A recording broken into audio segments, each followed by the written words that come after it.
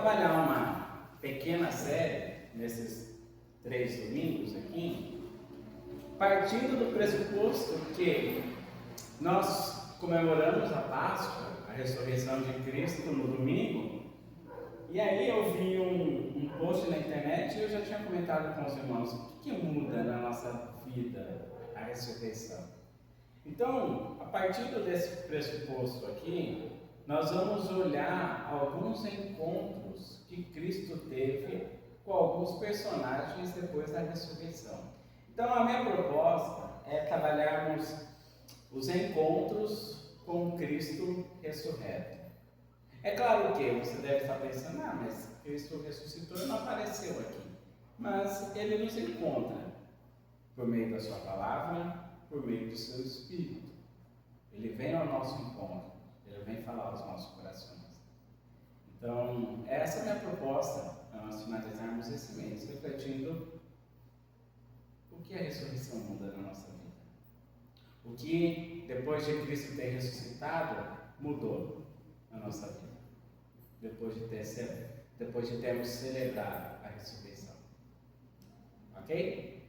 Diante disso, o primeiro encontro, João capítulo 20. João capítulo 20 é a continuação do texto que nós refletimos na semana passada. Nós refletimos em Lucas, onde as mulheres estavam indo para o túmulo, para o sepulcro, e eles viram que Cristo não estava mais lá. É a sequência, só que narrado em outro evangelho. João capítulo 20, a partir do verso 11 até o verso 18. João capítulo 20, a partir do verso 11. Diz assim a palavra do Senhor a nós. Maria, entretanto, permanecia junto à entrada do túmulo, chorando. Enquanto chorava, abaixou-se e olhou para dentro do túmulo, e viu 2 anjos vestidos de branco, sentados onde o corpo de Jesus fora posto, um à cabeceira e outro aos pés. Então eles lhes perguntaram: Mulher, por que choras? Ela lhes respondeu: Porque levaram meu Senhor e eu não sei onde o puseram. Tendo dito isso, voltou-se para trás e viu Jesus em pé, mas não reconheceu que era Jesus. Perguntou-lhe Jesus: Mulher, por que choras? A quem procuras? Ela, supondo ser ele, o jardineiro, respondeu: Senhor, se tu o tiraste, dize-me onde o puseste e eu o levarei. Disse-lhe Jesus: Maria. Ela, voltando-se, e disse em hebraico: Rabone, que quer dizer mestre. Recomendou-lhe Jesus: Não me detenhas, porque ainda não subi para meu Pai, mas vai ter com os meus irmãos e diz-lhes: Subo para o meu Pai e vosso Pai, para que meu Deus e vosso Deus. Então saiu Maria Madalena anunciando aos discípulos: Vi o Senhor, e contava o que ele lhe dissera estas coisas. Vamos orar mais uma vez. Senhor, nós queremos pedir a iluminação do seu Espírito, Pai. Nós precisamos do Senhor, pois será apenas mais um momento onde lemos e não muda nada na nossa vida. Que o Senhor nos ajude, ó Deus, que a sua graça venha nos incomodar e venha nos ajudar, Senhor. Em nome de Jesus, amém. Meus irmãos, quem aqui já ouviu falar em Sherlock Holmes? Gian, Thalita, Maria Helena não, Anderson não, Manjane não, e ainda o Telzinho não, né?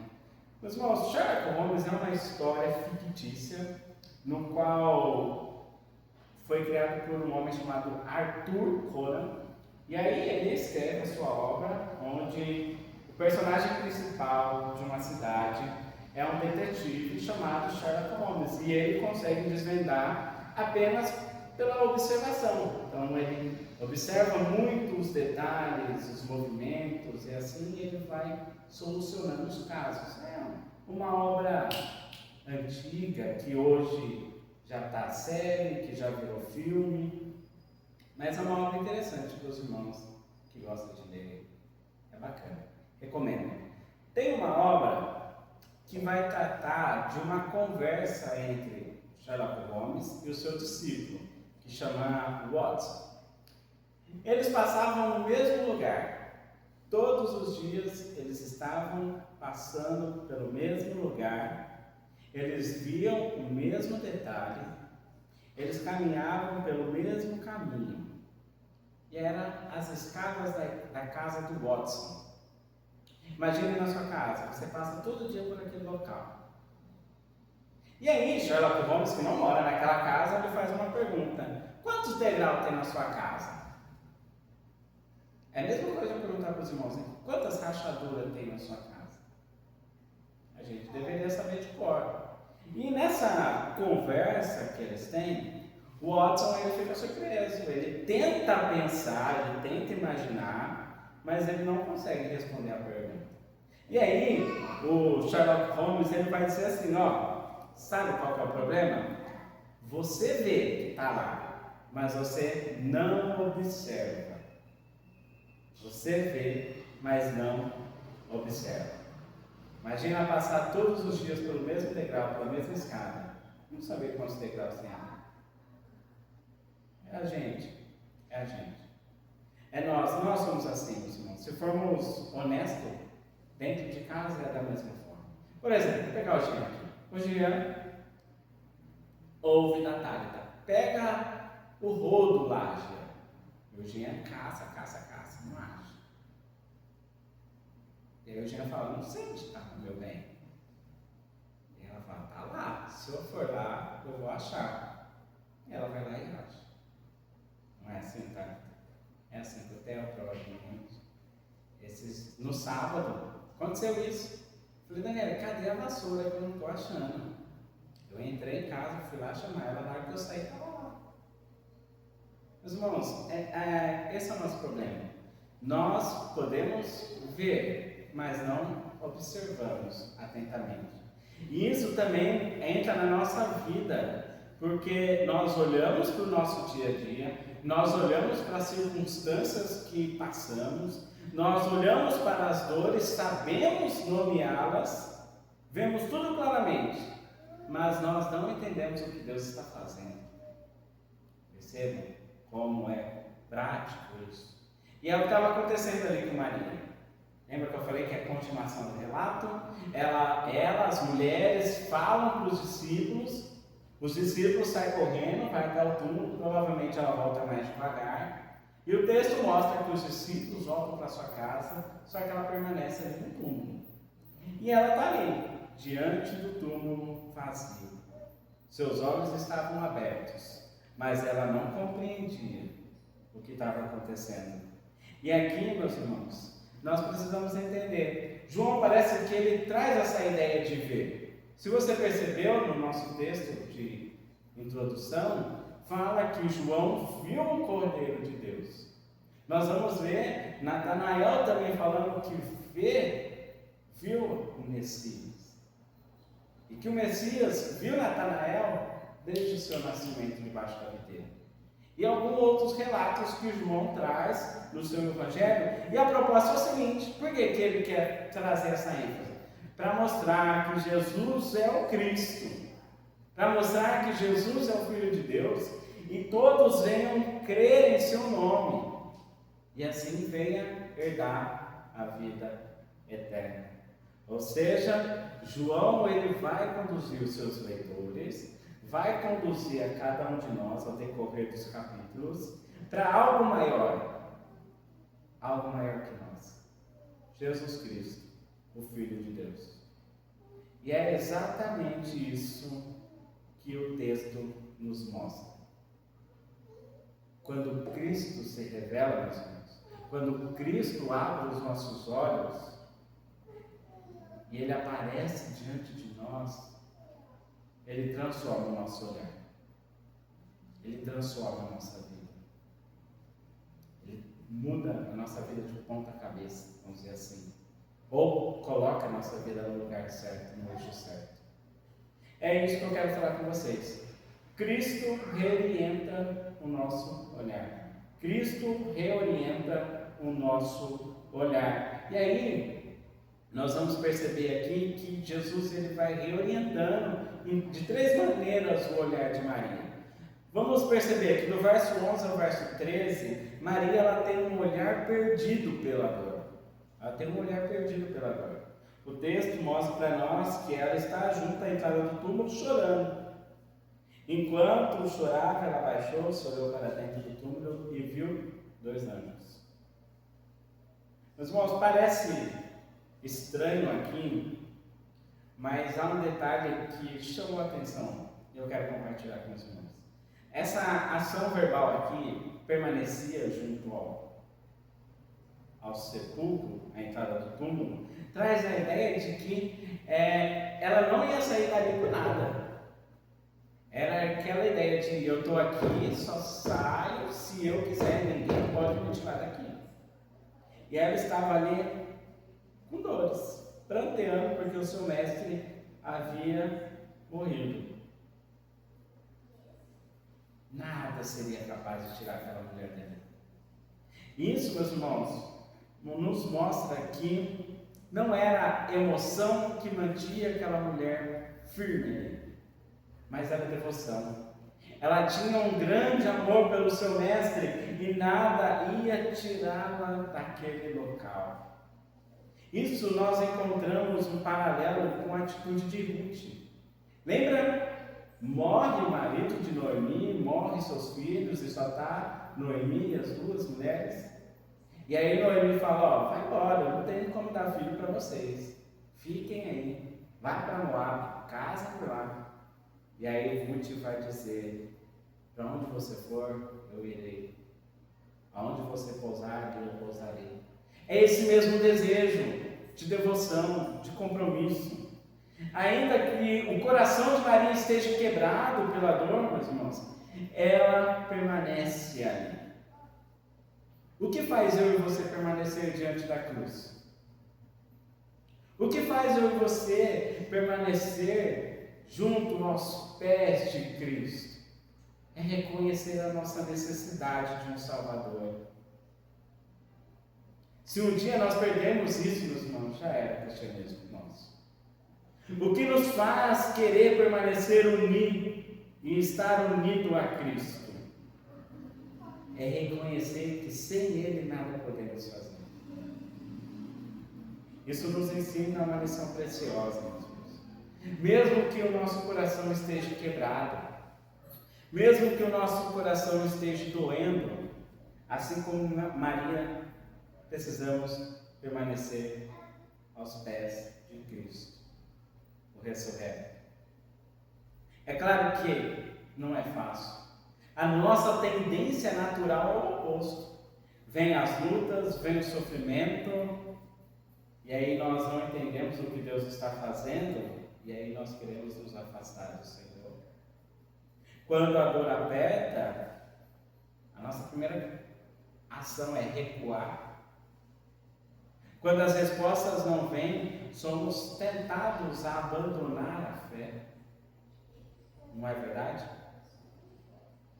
Mas aqui está a tensão que o texto traz para nós. E numa leitura rápida passa. Ela está no lugar certo. Ela está com a motivação certa. Mas o seu olhar está errado. Cristo ressuscitou. Ela está no local onde Cristo não está. Ela está chorando e ela vê os 2 anjos. E aí começa o diálogo dos anjos com ela. Mulher, por que você chora? É interessante que não é uma pergunta por obter informação. Por exemplo, Thalita, como foi sua semana? Não é esse tipo de pergunta aqui. Essa pergunta é uma maneira educada dos anjos para dizer: não há razão para você estar chorando, porque Cristo ressuscitou. Em outras palavras, Maria, suas lágrimas são desnecessárias nesta ocasião. Maria, meus irmãos, está como Agar no deserto.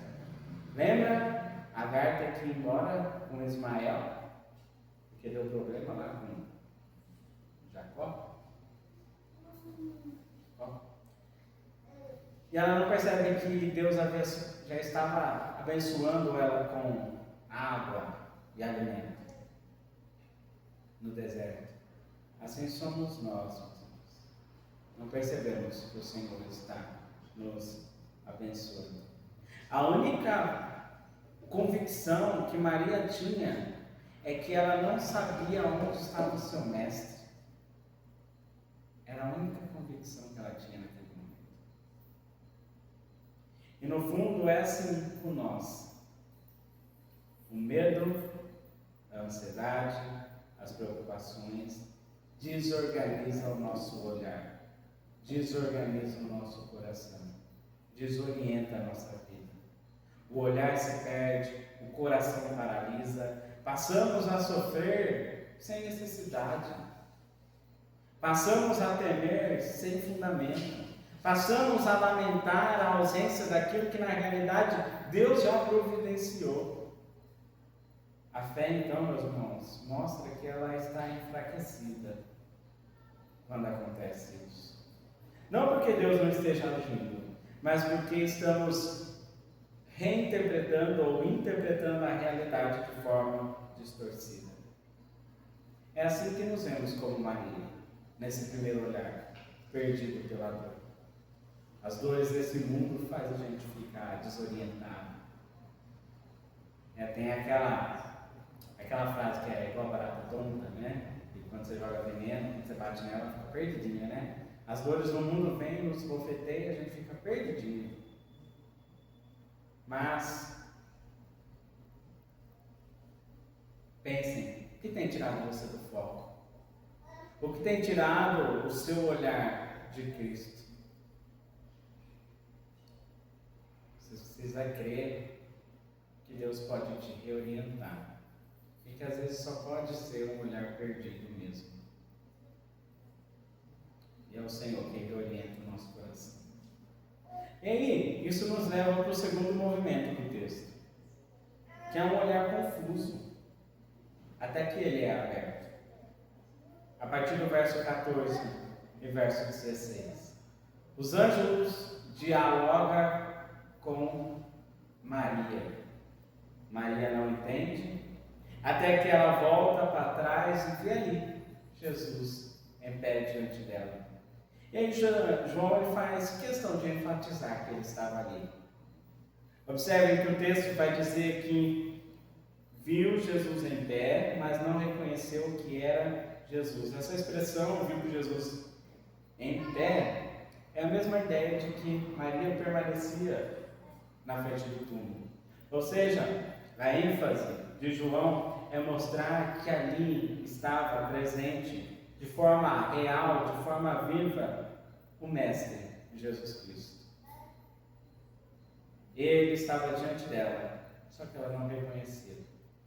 Entendeu por quê? Olhar confuso. E aqui é o drama, meus irmãos. É a mesma coisa de ouvir a palavra do Senhor, entrar pelo ouvido e sair pelo outro. Está Jesus diante dela e ela não reconhece o Mestre. A sua dor, a sua confusão é tão profunda que ela se torna incapaz de ver quem está diante dela. É como João já havia dito lá no capítulo 1, verso 10, que o mundo não o conheceu, mesmo ele tendo sido encarnado. Ou como nós vamos ver depois os discípulos no caminho de Emaús. Jesus está conversando com eles e eles não deram conta de quem estava ali, era o Mestre. Mas isso, meus irmãos, mostra a incapacidade do nosso coração, onde muitas vezes não ouvimos o Senhor e não vemos o Senhor agindo. É é a incapacidade do nosso coração de confiar por si só nas promessas e na aliança do Senhor. Nosso coração naturalmente é incrédulo. Até que Jesus então começa o diálogo. E ele faz a primeira pergunta igual a dos anjos: por que choras, mulher? Mas ele acrescenta uma outra pergunta: a quem procuras? Nas disciplinas do seminário, que é psicologia e aconselhamento, o professor ele trazia a seguinte expressão: inquirições poderosas. O que ele traz a ideia? De fazer perguntas que você consegue tirar do coração aquela questão que você quer saber. Essa pergunta, a quem você procura, mostra quem realmente Maria estava procurando. Ainda que ela tenha respondido aos anjos que ela está procurando o seu Senhor, na prática, ela não está procurando o Senhor Salvador que ressuscitou e que está ao lado do Pai. Ela está procurando um corpo. Ou seja, ela procura algo e não alguém. É isso que Jesus está trabalhando no seu coração. Com isso, Jesus começa a redirecionar o coração e a mente dessa mulher. Ele a confronta com a necessidade de rever o tipo de Messias que ela estava procurando e que tipo de Messias que ela estava esperando. Ainda que ela estivesse ali por amor, por devoção, a sua compreensão era limitada. Ela ainda estava presa à ideia de um Cristo, de um Messias humano e de um Cristo que estava morto. E aí, meus irmãos, o que a gente aprende com esse ponto? Que o maior erro hoje em dia, eu vou usar as palavras de um pastor lá do Rio de Janeiro, o maior erro hoje em dia é procurar Cristo somente no domingo. É procurar Cristo sozinho. Porque é uma tragédia encontrar o casamento certo, o emprego certo, a casa certa e o Cristo errado. Que Messias nós procuramos? A que Messias nós reconhecemos durante a semana? É possível, meus irmãos, é possível nós acertarmos muitas áreas da vida e ainda assim errar no essencial, no principal. É possível nós termos um bom casamento. É possível termos uma boa estabilidade financeira. É possível termos uma boa casa. Contudo, apenas com valor terreno, não com valor eterno. O que eu e você, ou quem nós temos procurado hoje e no dia a dia? É o Cristo ressurreto? É o Cristo verdadeiro, o nosso Senhor e Salvador? Ou é somente Cristo, o nosso amigo, o nosso garçom? Que Cristo nós procuramos? Que Cristo nós ensinamos? Que Cristo nós proclamamos?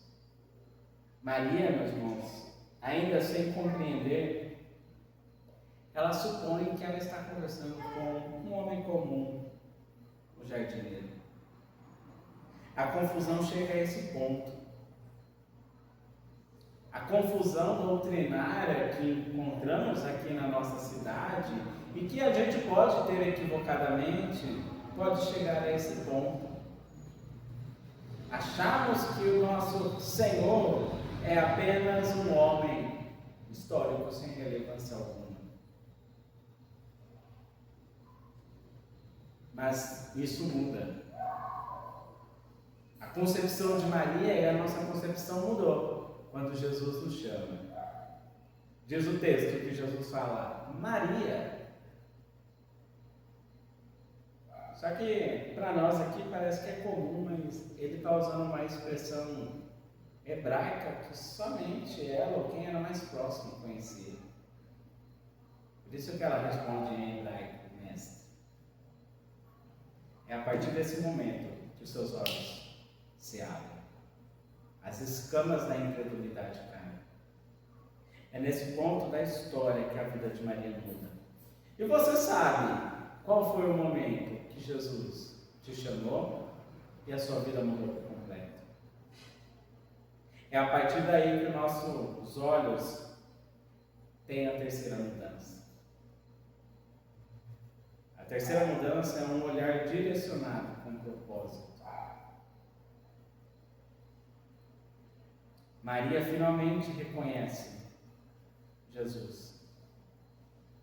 Poderíamos esperar que ela simplesmente permanecesse ali, desfrutando daquele momento.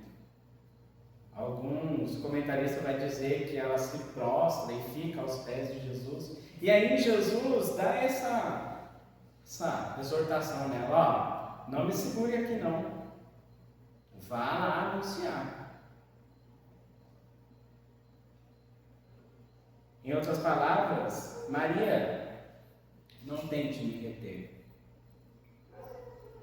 Não pense que ao me segurar você pode manter essa comunhão dessa forma.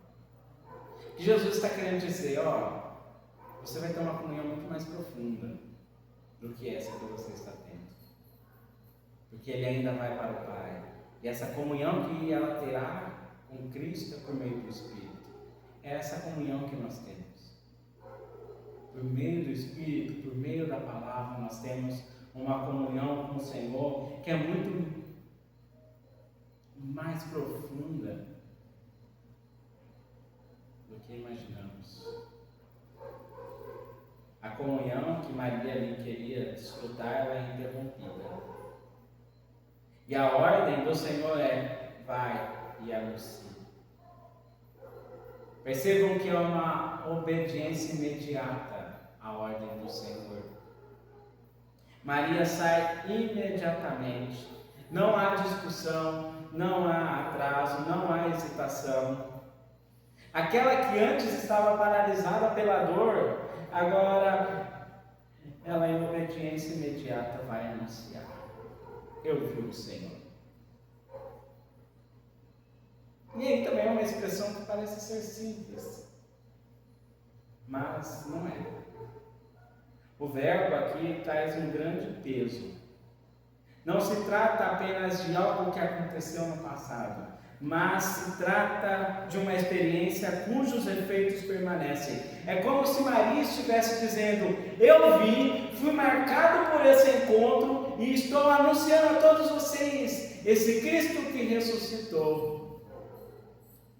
Ela não está apenas relatando um fato, ela está testemunhando uma realidade que transformou completamente a sua percepção. Em outras palavras, Maria não apenas viu o Senhor, mas ela passou a viver a partir dessa visão do Senhor. E isso nós encontramos um grande paralelo em Atos capítulo 4, verso 20. Pedro e João está pregando para todo mundo e o Sinédrio vai lá e prende eles. E diz que a igreja ora e eles são libertos. Só que eles vêm e falam: ó, vocês não podem falar desse Cristo não. E que Pedro responde: não posso deixar de falar das coisas que vi e ouvi. Essa é uma lição preciosa para nós, pessoas. Houve um tempo que nós estávamos cegos. Houve um tempo que nós não enxergávamos a Cristo, não enxergávamos a realidade do reino.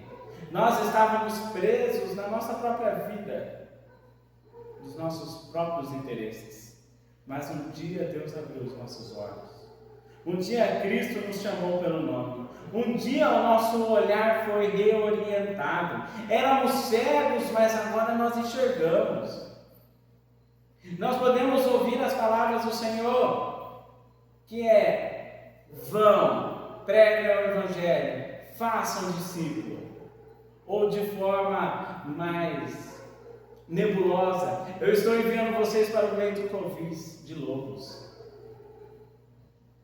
Viver o cristianismo aqui é fácil. Viver o cristianismo na frente do túmulo era fácil.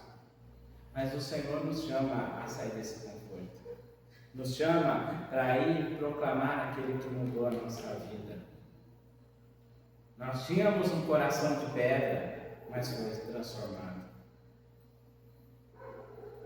Nós éramos cegos, mas enxergamos agora.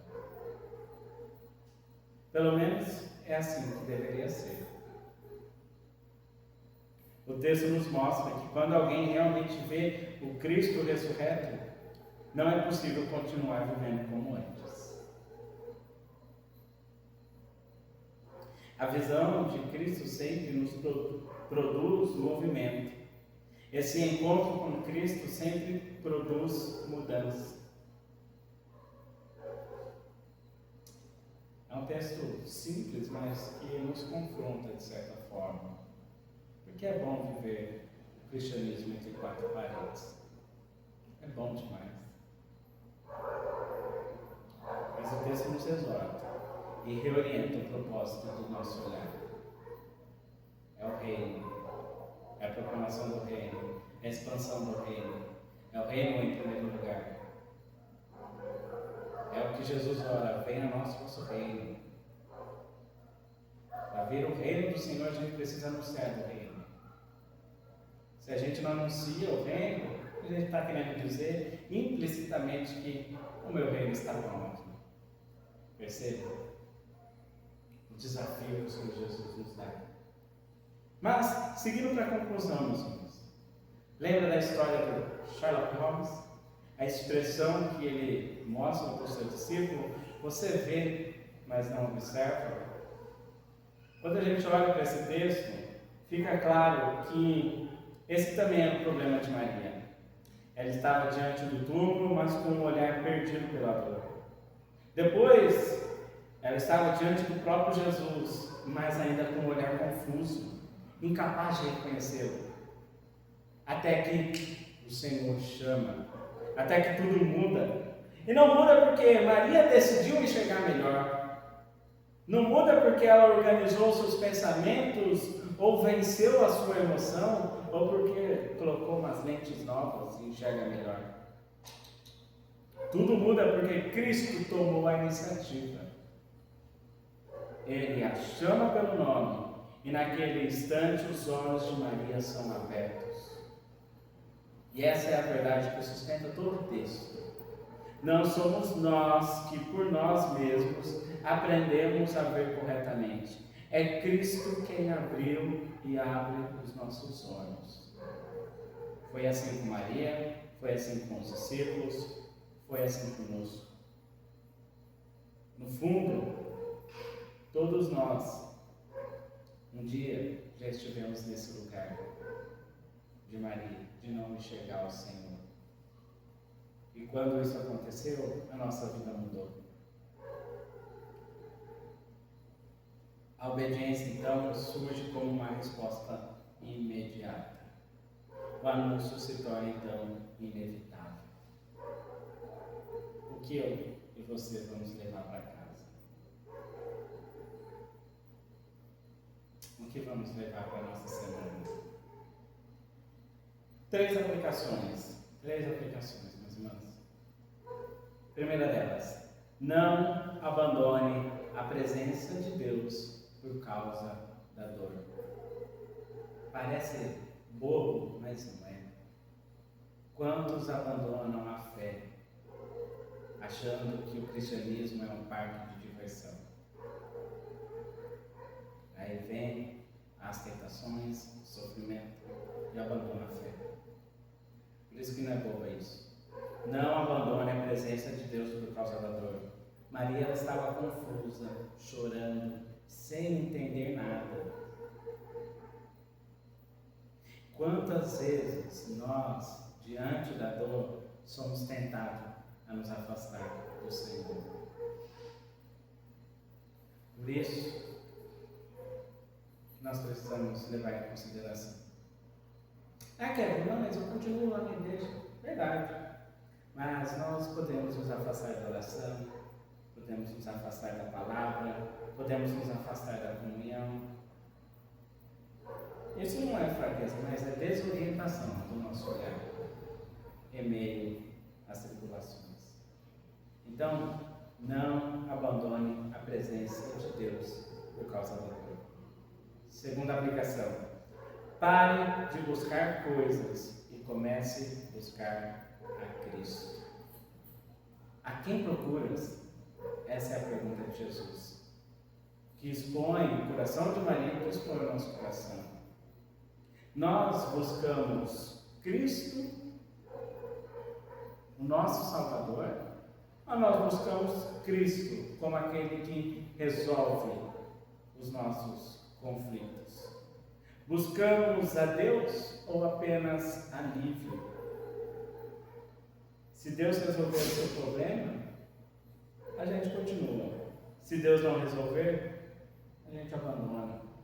É isso que a gente vê muitas vezes. Ou ao contrário, busca a Deus até Deus abençoar aquilo que pede, aquilo que queria. Recebe do Senhor, abandona a fé. Na antiga igreja onde eu estava foi isso. Irmãos que queriam se tornar profissional, queria fazer a faculdade, queria ser aquilo e isso, Deus abençoou, conseguiu, pronto, tchau, Senhor.